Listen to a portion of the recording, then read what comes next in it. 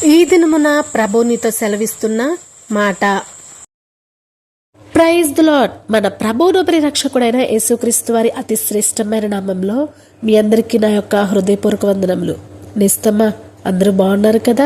మన ప్రభువు మనల్ని ఎంతగానో ప్రేమిస్తా, దీవిస్తా, ఆశీర్వదిస్తూ ఉన్నారు.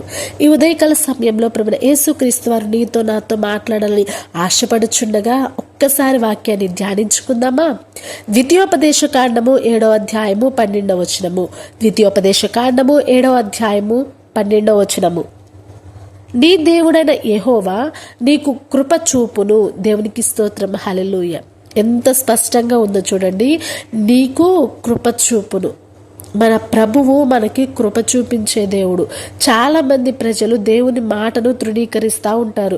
ఆయన మాటకు విధేయత చూపకుండా వారికి ఇష్టానుసారంగా బ్రతుకుతా, వారికి ఇష్టానుసారంగా నడుస్తూ ఉంటారు. కానీ అటువంటి వారికి కాదు, కానీ దేవుని ప్రజలకు అంటే మనకందరికీ కూడా ప్రభువైన యేసుక్రీస్తు వారు ఏం చేస్తారా అంటే, ఆయన మాటను మనం తృణీకరించకుండా ఆయన మాటకు మనం విధేయత చూపించి ఆ మాట ప్రకారం మనం జీవిస్తూ, అంతేకాకుండా నడుస్తూ ఉంటే ఆయన మనకి కృప చూపిస్తారని వాగ్దానం చేస్తూ ఉన్నారు. కాబట్టి అసలు కృప అంటే ఏంటో తెలుసా? కృప అంటే అభివృద్ధి పరుస్తూ ఉంటారు. ఆయన మనల్ని ఆశీర్వదిస్తూ ఉంటారు, ఆరోగ్యాన్ని ఇస్తూ ఉంటారు. అటువంటి కృప మనకిస్తారు.